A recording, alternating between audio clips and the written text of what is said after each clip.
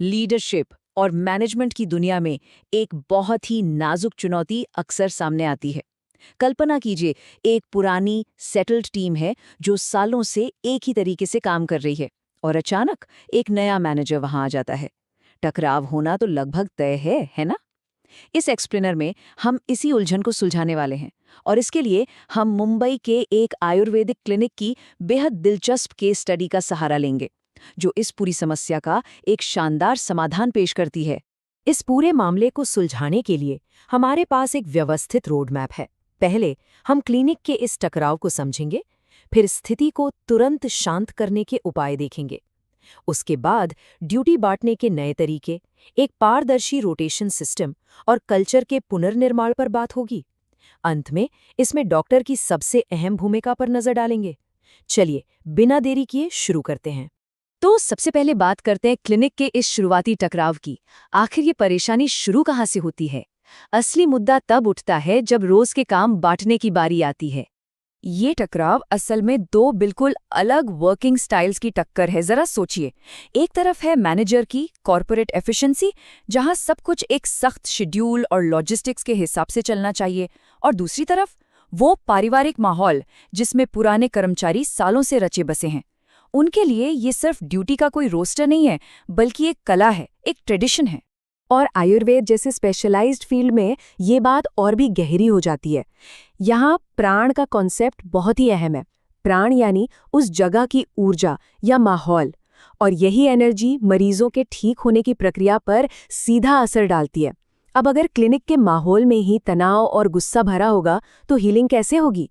इसलिए यहाँ आपसी तालमेल सिर्फ एक अच्छी चीज नहीं है, बल्कि बहुत ही जरूरी है।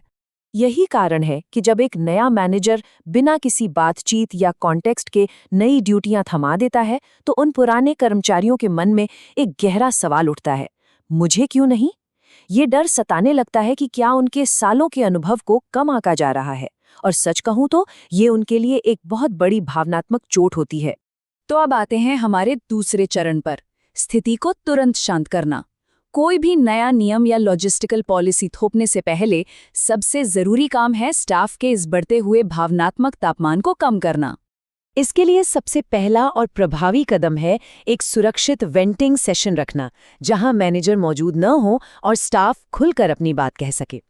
उनके सालों के समर्पण को इन शब्दों के साथ स्वीकार करना, जैसे कोई जादू कर देता है, आप इस क्लिनिक के स्तंभ हैं, आपके हाथों ने सैकड़ों लोगों को ठीक किया है। विश्वास मानिए, ट्रस्ट वापस बनाने के लिए ये बहुत जरूरी है।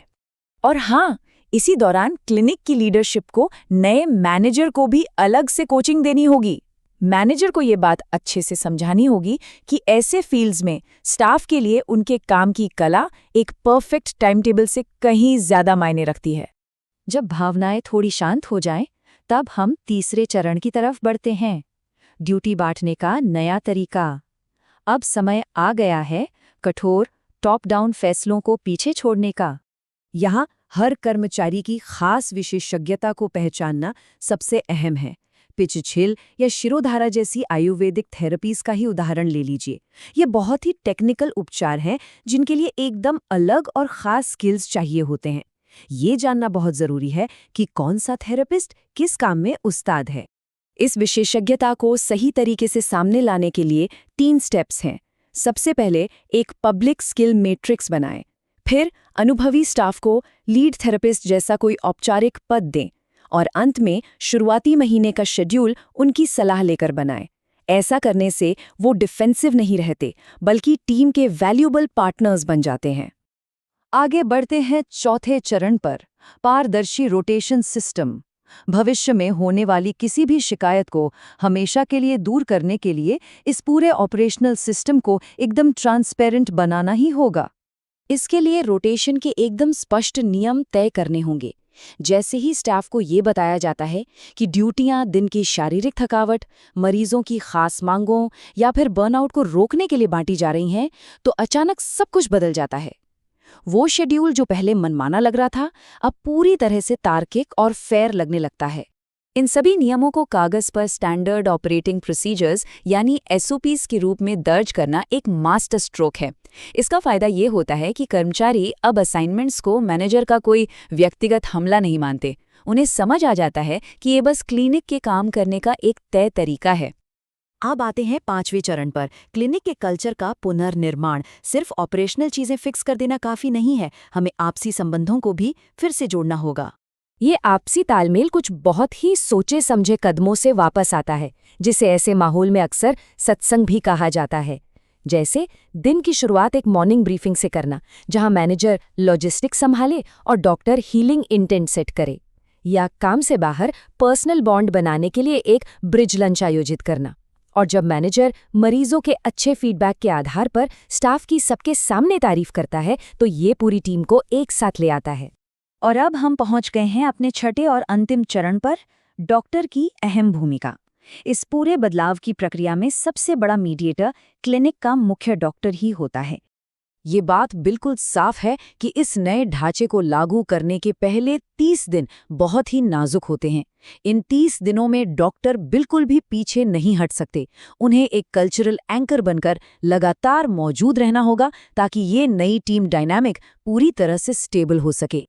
और डॉक्टर द्वारा नए मैनेजर को दी गई ये हिदायत सबसे बड़ा गोल्डन रूल है। मैनेजर का काम सिर्फ चीज़ों को ऑर्डर में लाना नहीं है, बल्कि थेरेपिस्ट के काम को आसान बनाना है। जब मैनेजर उनके रास्ते की रुकावटें दूर करता है, जैसे समय पर साफ चादरें या सही तेल उपलब्ध कराना, तब स्टाफ उसे एक ज़रूरी सपोर्ट सिस्टम मानने लगता है। इस पूरी केस स्टडी से सबसे बड़ी बात यही सामने आती है कि पुराने कर्मचारियों के अनुभव को गहरा सम्मान देना और साथ ही मैनेजर को काम करने की ताकत देना, इन दोनों के बीच का संतुलन ही सारे टकराव को खत्म करता है। यही वो चीज़ है जो एक साधारण ड्यूटी असाइनमेंट को एक मजबूत टीम कोऑर्डिनेशन में बदल देती है। इस एक्सप्लेनर को खत्म करने से पहले सोचने के लिए एक बहुत ही अहम सवाल छोड़कर जाना चाहेंगे। जब भी स्टाफ कोई शिकायत करता है, तो एक नया मैनेजर आमतौर पर कैसे रिएक्ट करता है? मैनेजर के इस बेसिक स्वभाव को समझना इस पूरे समाधान को किसी भी नई टीम पर लागू करने के लिए एक बहुत बड़ा टर्निंग पॉइंट हो सकता है। इस चर्चा में हमारे साथ जुड़ने के लिए बहुत बहुत धन्यवाद।